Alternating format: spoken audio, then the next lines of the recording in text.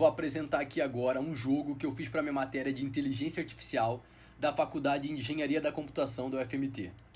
Basicamente, eu criei uma rede neural que aprende a dirigir sozinha, ou andar sozinha, ou a prosseguir por um caminho sozinha. No jogo, tu pode construir o caminho que tu quiser, então ele é extremamente dinâmico. Você chega aqui, escolhe o terreno, pode aumentar ou diminuir o tamanho da estrada, né? E aí tu constrói a estrada da maneira que tu bem entender. Tu define um ponto inicial e um ponto final. Pode colocar obstáculos ou não, por exemplo, árvores, buraco. Você pode colocar velocidade, por exemplo. Você pode diminuir a velocidade, por exemplo, ou setas. As setas são, no caso, uma ajuda para a inteligência artificial. Se você colocar ela, a inteligência artificial sempre vai seguir a seta. É como se a rede neural parasse de funcionar e ela começa a seguir um algoritmo de busca. Então, tocou na seta, ela começa a seguir o algoritmo de busca. Eu vou fazer uma simulação bem simples para vocês compreenderem como funciona. Basicamente, minha rede neural está aprendendo e eu posso fazer uma série de modificações nos valores. Essas modificações geram resultados diferentes para minha rede neural. No caso, ela ganhou aqui sem precisar fazer modificação nenhuma com os próprios valores padrões. Então, essas são as modificações que eu posso fazer. Daqui é um exemplo das camadas, no caso, né? As camadas, como ela processa. O melhor indivíduo é o verdinho, no caso, é o melhor indivíduo. E ele está sendo processado nessa parte de baixo aqui. Então, exibe para nós os valores. Aqui são valores referentes a todas as gerações, o melhor carro, a velocidade, coisas do jogo em si. Aqui são configurações. Você pode configurar a rede neural para fazer ela ter um melhor ou um pior desempenho em relação, né, ao seu caminho. Então, por exemplo, eu posso fazer uma rede neural com diversas camadas. No caso, 3 camadas, né? Vou demonstrar aqui novamente. E eu posso alterar o número de camadas. Alterando o número de camadas, ela interpreta de maneira diferente as informações que o terreno manda para ela. Eu posso ativar ou desativar o BIAS. E o BIAS eu vou explicar mais para frente, mas basicamente ele despadroniza as informações que entram. No caso, ele não deixa única e exclusivamente para os valores de entrada, os valores de saídas da rede neural. Aqui eu posso trocar o tipo de movimento dela, se ela vai morrer ou não quando ela errar. Ó, você vê que o movimento dela fica mais randômico. Eu posso trocar o tempo, o número de população e a quantidade aqui que ela desempenha, né? O fator X é o quanto ela se randomifica em relação ao melhor indivíduo. E é basicamente essa a explicação do jogo. Um ponto a deixar claro aqui é que meu jogo foi inspirado nesse vídeo do canal Universo Programado. Eu tinha que fazer uma inteligência artificial para finalizar o semestre na faculdade, porém, matérias como circuitos elétricos, física, cálculo e outras matérias, a própria linguagem em si, que eu tive que fazer bastante software nessa linguagem, me roubou bastante tempo. Então, eu utilizei esse vídeo aqui como motivação e inspiração para desenvolver a minha própria rede neural e minha própria inteligência artificial. Espero que tenham gostado e vamos prosseguir. Agora é necessário que eu introduza como que nossa inteligência pensa, como que funciona a rede neural. Basicamente, rede neural é o seguinte: nós temos diversas camadas e neurônios, porque nós queremos o quê? Imitar o funcionamento da mente humana. Nós queremos imitar a sinapse que os neurônios fazem na mente humana, na máquina. E é basicamente isso que a computação faz, ela imita algo que acontece na realidade, na mente humana, no corpo humano e tal. Então, olha só, aqui nós temos os valores de entradas, que são nossos sensores. Nossos sensores transmitem essas informações para as camadas ocultas e as camadas ocultas processam essas informações. E depois de processar, elas transmitem para a próxima camada, que é a camada de saída. A camada de saída, ela processa essas informações também e aí ela fala se você deve ou não tomar aquela atitude na rede neural que tu programou. Explicando mais detalhadamente, dentro do nosso jogo, nós temos 9 sensores. Esses sensores são responsáveis por dizer para nós a distância de colisão entre as paredes e entre os objetos do cenário. E nós temos o sensor de velocidade também. Então esses valores são recebidos na nossa rede neural, ela é processada na nossa camada oculta e ela passa para a camada de saída. Se o objeto, o indivíduo deve subir, descer, ir para a esquerda e para a direita, aumentar a velocidade ou não. E aqui como que funciona basicamente? Dando um exemplo bem simplório. Nós temos o que? pesos associados a cada neurônio. Então, cada um dos neurônios da camada oculta tem pesos associados, e esses pesos, eles são referentes a cada um dos valores da camada de entrada. Então, por exemplo, esse 50, ele vai estar associado ao Y1 e ao X1. O Y1 vai para o neurônio 1 e o X1 vai para o neurônio 2 aqui, ok? Então, um exemplo bem simplório. A gente pega esse 50 aqui, vai propagar para o X1 e vai vir para o X2. A gente pega esse 25, vai mandar para o neurônio 1 e para o neurônio 2. E cada um desses neurônios da camada oculta tem também associado a ele um bias. E esse bias, no caso, é usado para quê? Para que os valores de saída, os valores de propagação não sejam exclusivamente relacionados apenas aos valores de entrada. Ou seja, eles não sejam exclusivamente relacionados ao 50 e ao 25. Para que aconteça pequenas mudanças e modificações na nossa camada. E assim, o neurônio de saída também tem seu peso associado a ele e o seu bias associado a ele, né? O seu viés. Um exemplo simples, 50 vezes o primeiro peso e aí 25, que é esse daqui de baixo, vezes o segundo peso. O nosso neurônio soma esses valores, faz essa multiplicação, depois soma 20 mais 5 e depois ele multiplica pelo bias, que dá menos 25. A mesma coisa ele faz para o neurônio de baixo. Então ele pega o 50 do neurônio de entrada de cima, pega o 25 do neurônio de entrada de baixo, multiplica pelos pesos relacionados a cada um deles e depois multiplica pelo bias, o viés. E aí ele vai fazer uma decisão se deve propagar ou não. Ou seja, eu vou usar uma função de validação matemática para saber se eu propago ou não para o próximo neurônio. Você pode usar uma sigmoide, no caso eu não usei uma sigmoide porque a sigmoide ela eleva uma exponencial e aí requer muito recurso computacional. Eu usei aqui no caso um relo, que é uma função de validação, que vai dizer se eu devo ou não propagar para o próximo neurônio.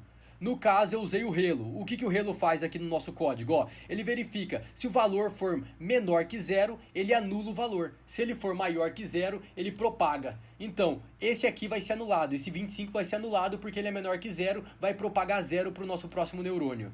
E esse aqui de baixo vai propagar o 28,5 porque ele é maior que zero. E aqui, a multiplicação que é feita aqui, ó, tá feita aqui, somada com o bias. Ó, a multiplicação mais a soma com o bias, depois a gente faz a soma total aqui, ó. Beleza? E a gente propaga os valores. É basicamente isso. E aí a gente decide aqui, ó. Eu propaguei 0 para esse aqui e eu propaguei o 28,5 para esse aqui. Vezes o peso desse aqui, ele se anulou.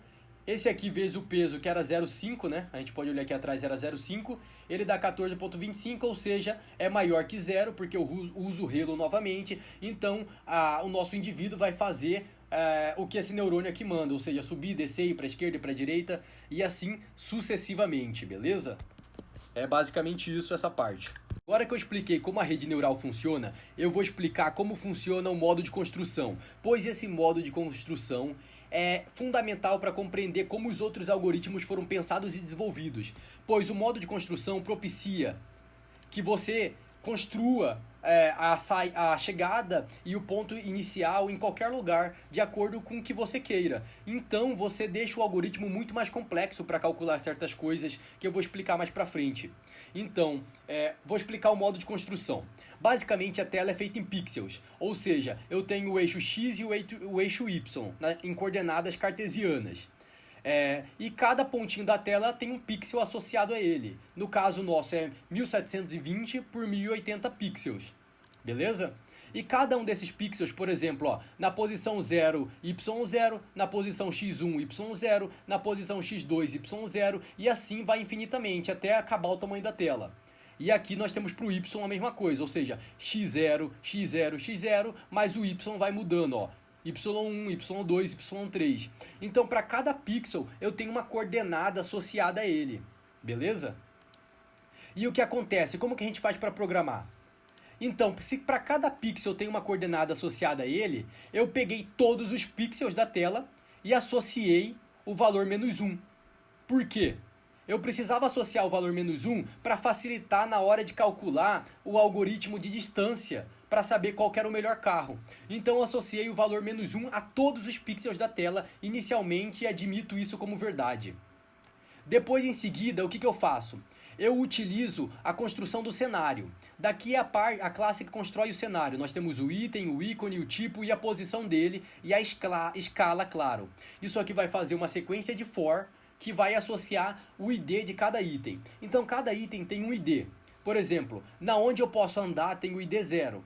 Então, todos os locais que eu construí e que eu posso andar, eu vou colocar o ID 0. Todos os locais que for chegada, eu vou colocar o ID 3. Todos os locais que for acelerar, eu vou colocar o ID 5. E assim, cada item do cenário tem seu ID respectivo. E que ele vai estar associado a esse cenário.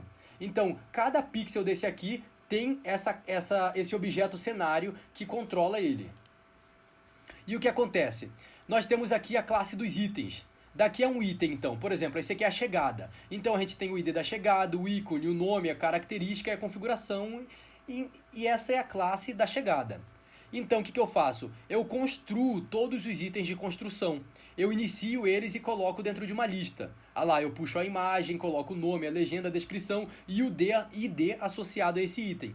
Esse ID, como eu falei anteriormente aqui, vai estar associado à sua posição no cenário. Assim, toda vez que eu locomover o nosso indivíduo, ele vai saber a posição que ele está, porque está associado em X e Y, e ele vai saber o ID que ele está, do item que ele está em cima. Por quê? Isso funciona exatamente aqui, ó. Nós temos então um dicionário para o mapa e o dicionário para a distância do ponto de chegada até o ponto final, até o ponto de partida, no caso, né? Então, por que eu usei um dicionário? Porque o dicionário permite que eu verifique se esse item está contido dentro dele de maneira muito rápida. Se eu usasse uma lista ou qualquer outro tipo de algoritmo, eu iria gastar muito consumo de memória e não iria conseguir processar isso. Então, o que eu faço? Eu crio 2 dicionários. Então, toda vez que eu construo um item no cenário e a construção está representada por esse código aqui, eu faço um for no seu tamanho em X e no seu tamanho Y e eu associo a ele o ID do item. E também eu coloco no dicionário, olha lá, ó, como chave, a chave do dicionário é o nome do dicionário. Então eu coloco como chave, aqui ó, por exemplo, no dicionário a posição x45 e y25 está associado o id-1. A posição 0 e o y1 está associado o id3. O x720 e o y1080 está associado o id0. A mesma coisa acontece aqui. Então eu faço uma varredura no tamanho da imagem do item pelo pixel e pela altura e pela largura e coloco para cada valor de x e y associado a esse objeto o seu ID respectivo, beleza? E para quando for um item de rua, ou seja, é uma estrada que eu posso me locomover em cima dela, eu adiciono também no dicionário de estrada.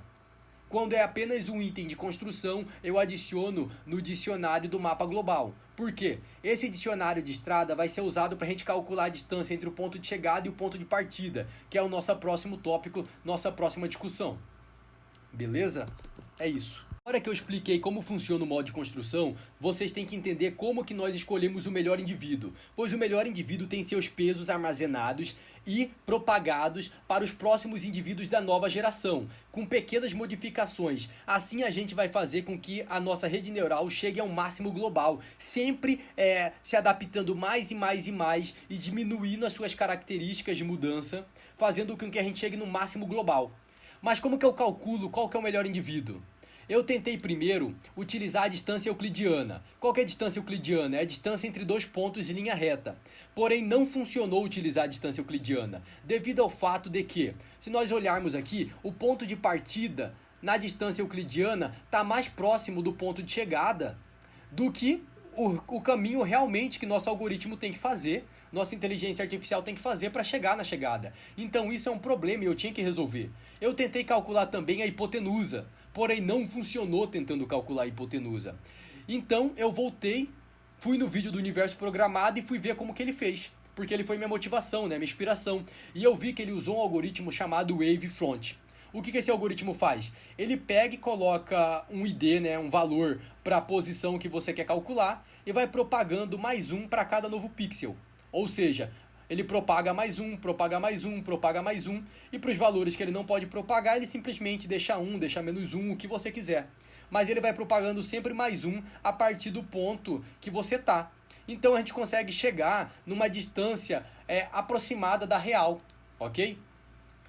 Eu tentei buscar na internet a implementação do Wavefront em Python, porém eu não achei. O que eu fiz então? Eu estudei o Wavefront na sua teoria e implementei meu próprio algoritmo em Python. Ficou desta maneira aqui. Eu não tenho a mínima noção se realmente isso aqui está certo, o algoritmo Wavefront, porém para mim funcionou e ele calcula de maneira rápida. Então essa implementação foi a que eu fiz.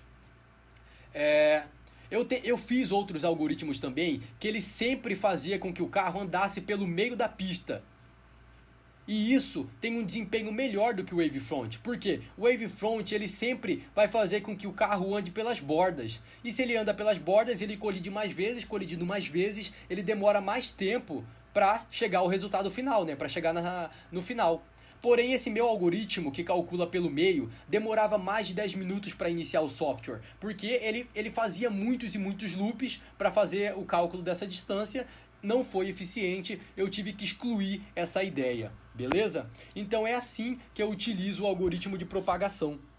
Tudo isso é necessário compreender como o nosso algoritmo faz para que o nosso indivíduo se locomova entre o mapa. No caso, a gente tem 8 sensores e mais um que é a velocidade. A gente tem um sensor para cima, um sensor para a esquerda, um para a direita e um para baixo. E os sensores na diagonais. Esses sensores eles vão calculando pixel a pixel, ou seja, ele pega soma mais um pixel e verifica, soma mais um pixel e verifica, soma mais um pixel e verifica. E assim ele calcula a distância. Ou seja, ele soma mais um pixel e pergunta aqui para o nosso dicionário. Por exemplo, a posição 4525, qual que é o ID associado? É o ID 1. Então eu colidi e o ID da minha colisão é o ID 1.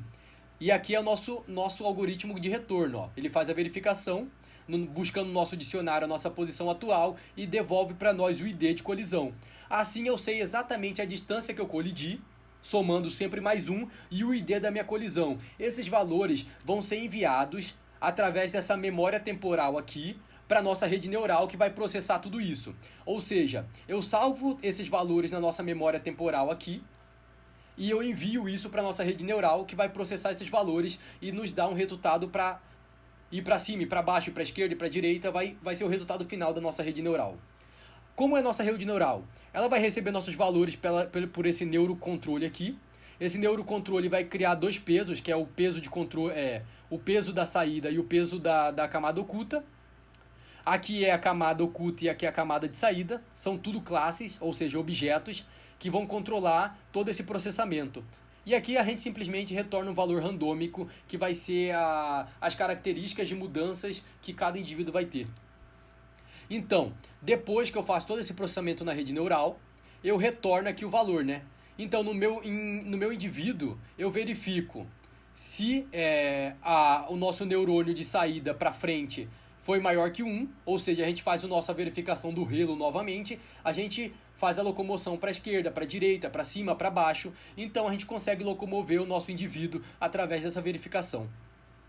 Beleza? Só que a gente tem mais um problema, e é um problema fundamental aqui. Por quê?